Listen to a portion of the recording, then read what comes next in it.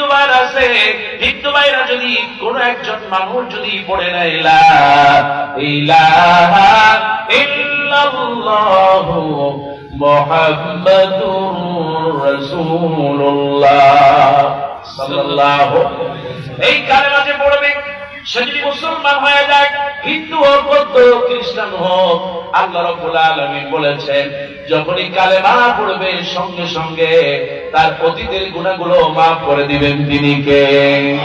আল্লাহ বলেন শুধু মাফ করবেন না, ওয়ায়ুবাদদিলুল্লাহু সাইয়্যাতিহিম হাসানাত।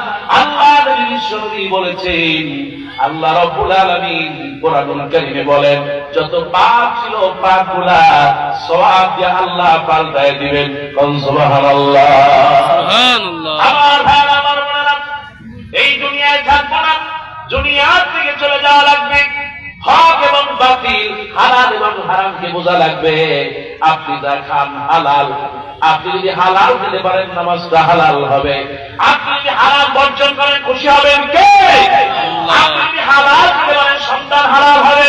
মা তোমাকে বলি মা, তুমি যদি নামাজ যাও আল্লাহ হও, যদি হালাল খেতে পারো তোমার গর্বের সন্তানটা দিনদার বানাবেন, আল্লাহওয়ালা বানাবেন, পরেশগার বানাই দিবেন।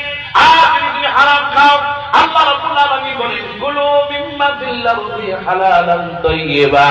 বান্দারে যা খাবা হালাল খাবা, খুশি হবে। কিন্তু এই এলাকার মানুষ, অধিকাংশ মানুষ হারাম খায়, এতে কোনো সন্দেহ? আরো জোরে বলেন সন্দেহ। আল্লাহ রাব্বুল আলামিন বলেন ওয়ালা তুলকু বিআইদিকুম ইলা তাহালুকা। খবরদার খবরদার, তোমরা তোমাদের হাত দিয়ে নিজেদের ধ্বংস করবে না। কিন্তু আমার দেশে, এই দেশে তামাক আর বিড়ি আছে না? এটা কোথায় হাত দিলেন? আমরা তো এই ছাড়া আর বাঁচি না। কি আছে না? নাই? আর মুসলমান তামাক আছে? গাড়ি যতদূর চালাইতে থাকলাম খালি দেখলাম তামাক আর তামাক, তামাক আর তামাক। কথাটা ঠিক কিনা? আধা ঘন্টা খালি ভাই তামাকের মধ্যেই হাঁটতেছি। আল্লাহ কোন জাহান্নামে যাইতেছি?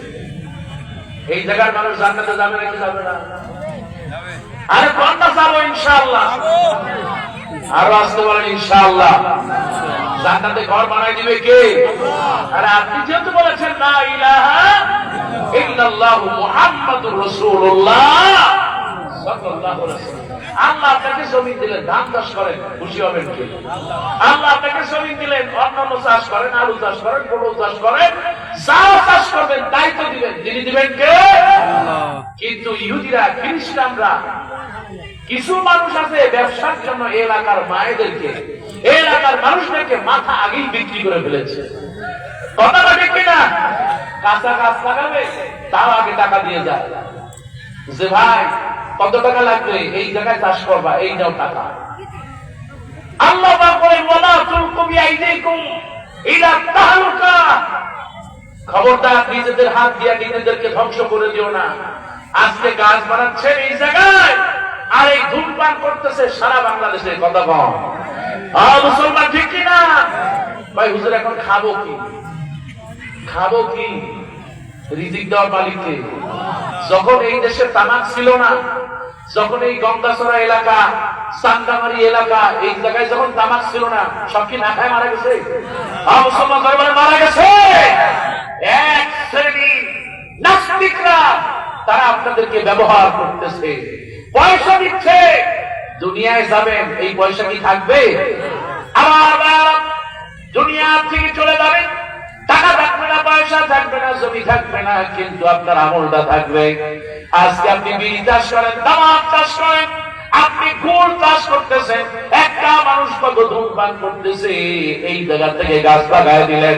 আপনি ধূমপানের গাছ লাগায় দেওয়ার কারণে যতগুলো মানুষ ধূমপান করতেছে, প্রত্যেকের গুনাহ আপনার আমলনামায় উঠতেছে। কথা কোন ঠিক কিনা? আপনি হলেন শুরু, আপনি শুরু, গুনাহ শুরু করে দিলেন। আমার ভাইরা, আল্লাহর রাস্তে পায়ে হাত দিয়ে বলে যায়, খবরদার। আজকে শপথ করবো ইনশাআল্লাহ, আল্লাহ আপনাকে জমি দিল, আজকে দিল, কালকে তো ভোগে দিতে পারেন নাকি? আপনি ওই জমিতে ভালো চাষ করবেন, ভালো ধান চাষ করবেন, আল্লাহ পাক বরকত দিয়ে দিবেন ইনশাআল্লাহ। আল্লাহ পাক বলেন ওয়ালাউ আন্না আহলাল কুরআন লাফাতাহনা আলাইহিম বারাকাতিন মিনাস সামাই ওয়াল আরদ। একটু জোরে বলেন সুবহানাল্লাহ। সুবহানাল্লাহ। আমি বলেন এই জমিনের মানুষগুলো তারা যদি ঈমানদার হতো, আল্লাহওয়ালা হতো, নামাজি হতো, আমি আল্লাহ রাব্বুল আলামিন আসমান জমিনের রিজিকটা আমি আল্লাহ রাব্বুল আলামিন বরকতের রিজিক খুলে দিতাম। কিন্তু চাষ করতেছে না, হারাম। ছোট্ট একটা গল্প বলি, আপনি চলে যান 1 নম্বর খলিফা, খলিফাতুল মুসলিমিন, তার নাম কি? 1 নম্বর খলিফা